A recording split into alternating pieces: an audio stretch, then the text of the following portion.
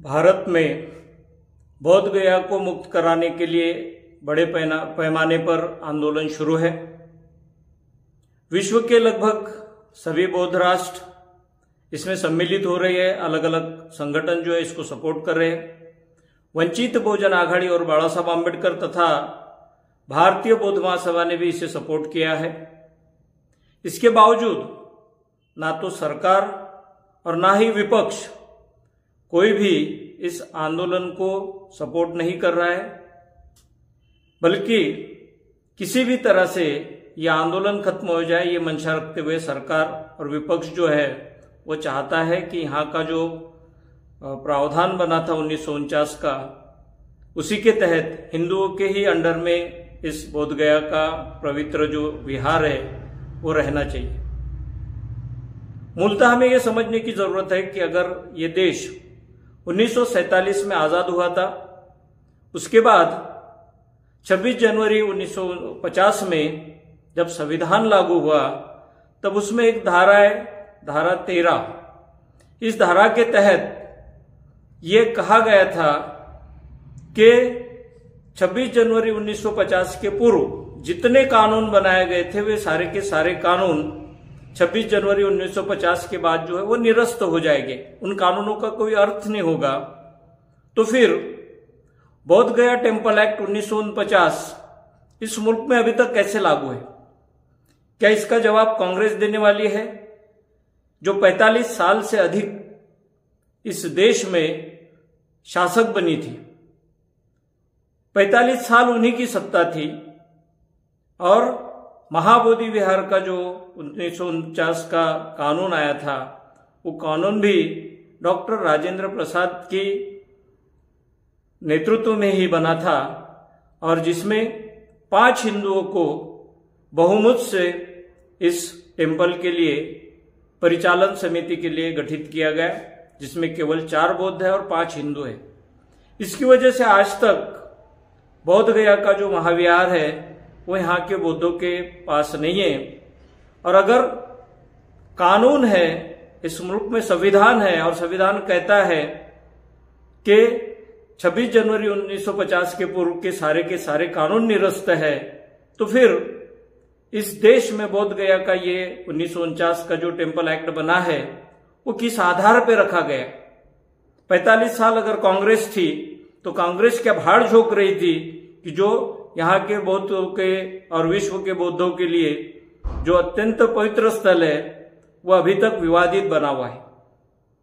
क्यों उन्होंने बौद्ध गया का व्यवस्थापन और पूरी तरह से बौद्धों के हवाले क्यों नहीं किया? यह सवाल यहाँ की जनता ने उन्हें पूछना जरूरी है।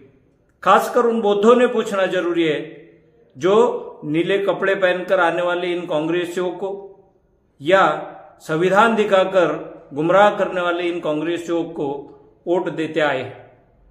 उन्हें यह समझने की जरूरत है कि अगर 50-45 साल एक पार्टी इस देश का निजाम चलाती है तो उस वक्त उनकी अहद जिम्मेदारी होती है कि वे इस तरह को कोई भी कानून होता है तो उस कानून को निरस्त करें। लेकिन न तो कांग्रेस ने इसे निरस्त किया, न संघ और भाजपा ने निरस्त किया। इसलिए जो लोग इस संघ के साथ है, भाजपा के साथ है, उनकी गिरेबान पकड़ने का समय आ चुका है। यही वो लोग हैं जो बताते हैं कि हमें अगर हमारी कम्युनिटी का विकास करवाना है, उसका उत्थान करवाना है तो हमें सत्ता में जाना जरूरी है। लेकिन सत्ता किस बेस पे होगी? विश्व रत्न डॉक्टर बाबा साहब आम्बेडकर ने ये जो हमें धम्म दिया, हमें सारे अधिकार दिए, उसके बाद इन्हें बचाने का काम यशवंतराव जी आम्बेडकर, मीराताई आम्बेडकर और अब बाला साहब आम्बेडकर, डॉक्टर भीमराव आम्बेडकर, ये सारे लोग कर रहे हैं। और उस वक्त एक आंदोलन कई सालों तक चलता है, लेकिन उस आंदोलन को समर्थन करने की जिम्मेदारी ना तो यहाँ की सरकार उठाती है, ना ऐसा कोई कानून बनाती है कि जिसके तहत बौद्धों को इसका व्यवस्थापन मिले। और इसलिए तमाम बौद्धों को यह समझने की जरूरत है कि यहाँ की सारी सियासती पार्टियां जो है वो हमें हमारे अधिकार देने वाली नहीं है। अगर ये देना होता तो अनागारिक जब 18वीं सदी में यहाँ आए थे उस वक्त जब ये आंदोलन चला था उस वक्त भी हमें न तो ये अधिकार मिला ना कानून बदल पाया था। उसके बाद 91 में जब बंते सुरई ससई ने अगुवाई करते हुए इस आंदोलन की शुरुआत किए थे, तब भी शेड्यूल कास्ट फेडरेशन के हमारे सारे खासदार जो है वे लगातार ये मांग कर रहे थे कि बोधगया मुक्त होनी चाहिए।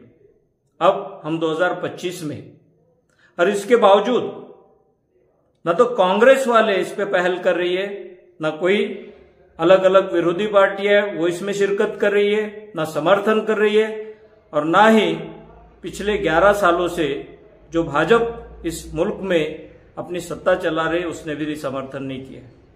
इसलिए ये अलग अलग नाम इनके दिखते हो गए, लेकिन बोधगया के मामले में ही नहीं, यहाँ के SC ST OBC को उनके जो कॉन्स्टिट्यूशनल राइट है वो देने की जरूरत ये लोग नहीं समझते हैं। ये सारे के सारे मनुवाद मानने वाले लोग हैं, और इसलिए इस मुल्क के सारे बौद्धों को ये समझने की जरूरत है कि अब हमें रास्ते पर उतरना पड़ेगा। ना केवल रास्ते पर उतरना पड़ेगा, बल्कि सबसे पहले हमें उन लोगों को जवाब पूछना पड़ेगा जो कांग्रेस में हम लोगों की रहनुमाई करने का दावा करते हैं, बीजेपी में हमारी रहनुमाई करने का दावा करते हैं। उन्हें अगर पिटा जाए तो मैं समझता हूं कि इस मसले का हल जल्दी हो सकता है। इसलिए मैं अपील करता हूं कि तमाम बौद्ध युवा जो है उन्हें एक जगह आने की जरूरत है, और हमारा निजाम अगर हमें अधिकार देता नहीं है तो उसे बदलने के लिए इसकी पहल लोग करते हैं। विश्व में जितनी क्रांतियां हुई है वे सारी की सारी युवाओं ने की है, और इसलिए युवाओं से ये अनुरोध है, ये अपील है कि हमें हमारे अधिकार प्राप्ति के लिए अब की बार शुरुआत ये करनी होगी कि जो बीजेपी में बौद्ध है, जो कांग्रेस, राष्ट्रवादी, शिवसेना या अलग अलग पार्टियों में बौद्ध है, पहले उन्हें पकड़ना पड़ेगा, उन्हें पीटना पड़ेगा, तभी हमारे अधिकारों के संबंध में बात होगी। तभी रामदास आठवले जाकर कैबिनेट की मीटिंग में बोलेगा, तभी वर्षा गायकवाड़ जाकर कैबिनेट के मीटिंग में या संसद में बोलेगी। उसके पहले ये लोग नहीं बोलने वाले।